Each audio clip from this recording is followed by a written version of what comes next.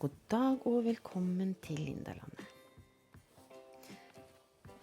Mange av oss kaster store mengder matrester hvert eneste år. Grønnsaksgrell, kaffegrut, brødskalker og rester fra middagen. Dette kan ofte havne i søpla eller matavfall. Men det finnes en måte å gjøre disse restene om til en verdifull ressurs i hagen på. En av metodene som har blitt stadig mer populær de siste årene, det er bokashi. Bokashi er en metode for å fermentere matavfall ved hjelp av nyttige mikroorganismer. Ordet bokashi kommer fra Japan og betyr omtrent fermentert organisk materiale. I stedet for at matrestene brytes ned ved vanlig kompostering, så blir de konservert gjennom en gjæringsprosess. Det spesielle med bokashi er at nesten alt av matavfall kan brukes. Frukt og grønnsaksrester er selvfølgelig godt egnet, men også kokt mat, kjøttrester, fisk, ost, brød og andre matvarer kan legges i bokashi-bøtta. Det gjør systemet svært praktisk for mange husholdninger. Når man fyller bokashi-bøtta, legges matrestene lagvis sammen med bokashi-strø. Når bokashien er ferdig fermentert, blandes den med jord, og det kan være direkte i kjøkkenhagen, i en kompostbinge eller i en egen liten jordfabrikk. Det er først når bokashien kommer i kontakt med jord at den egentlige nedbrytningen starter.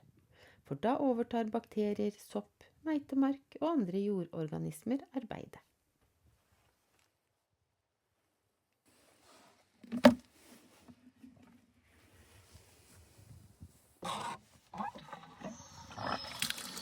Etter en tid er matrestene omdannet til jordforbedring som tilfører organisk materiale og næringsstoffer til jorda.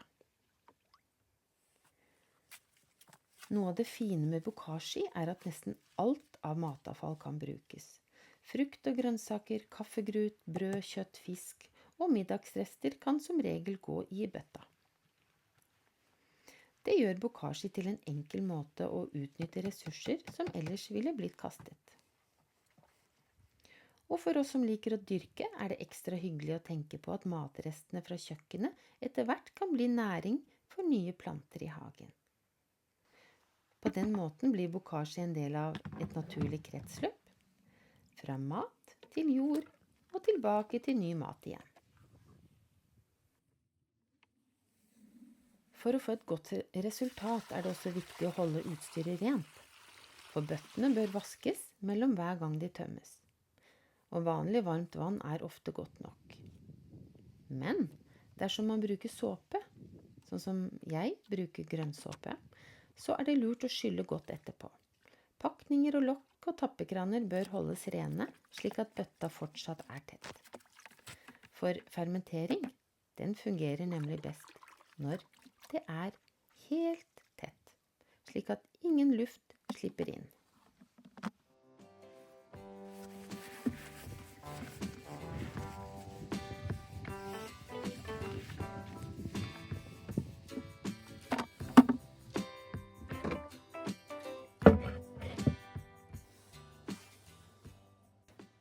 Nå er bøtta klar til å fylles opp, og da starter vi prosessen på ny. Og her på Lindalandet så har vi blitt forkjøla, men det er sånn som følger med våren. Når jeg starter en ny bokashi-bøtte, begynner jeg med et tynt lag bokashi-strø i bunnen. Og deretter legger jeg i matrester fra kjøkkenet før jeg strør et nytt lag bokashi-strø over.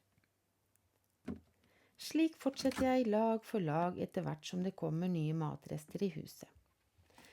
Bokashi-strø inneholder nyttige mikroorganismer som bidrar til fermenteringen av innholdet i bøtta. Etter hver påfylling pleier jeg også å presse matrestene litt sammen.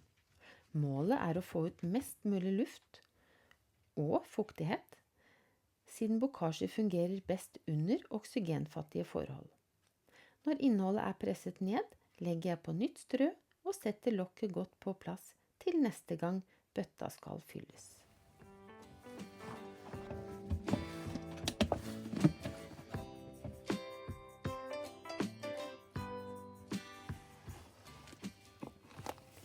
Så i dag har jeg blandet den ferdige bokashien inn i jorda, og jobben for min del er egentlig gjort.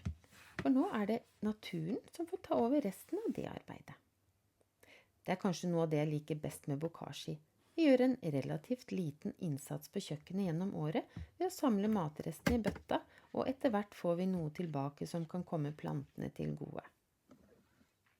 Det er fascinerende å tenke på at rester fra middager, grønnsaksgrell, kaffegrut og annet matavfall etter hvert kan bli en del av jorda vi dyrker i. Og det som ellers ville blitt kastet, så får vi i stedet en ny oppgave. Under fermenteringen så samler det seg også væske i bunnen av bokashi-bøtta. Denne væsken tappes gjerne av med jevne mellomrom, og mange kjenner den som bokashi-væske.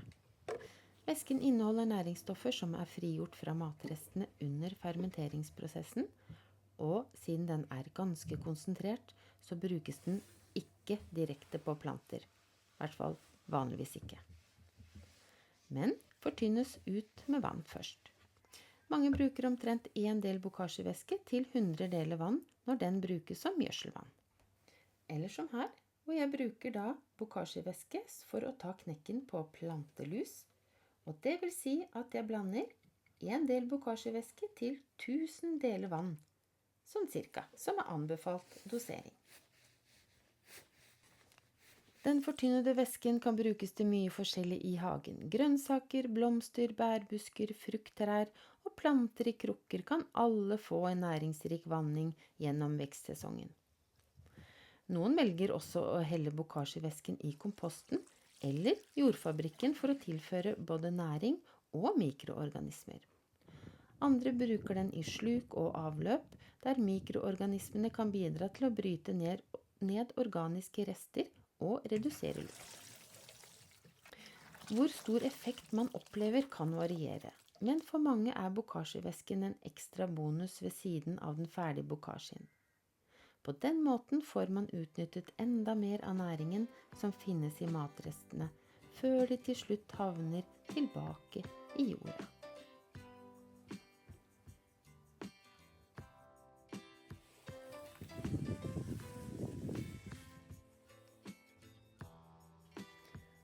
Så takk for at du så på, og husk, vi blir alltid glad for en tommel opp, og tusen takk til alle dere som abonnerer.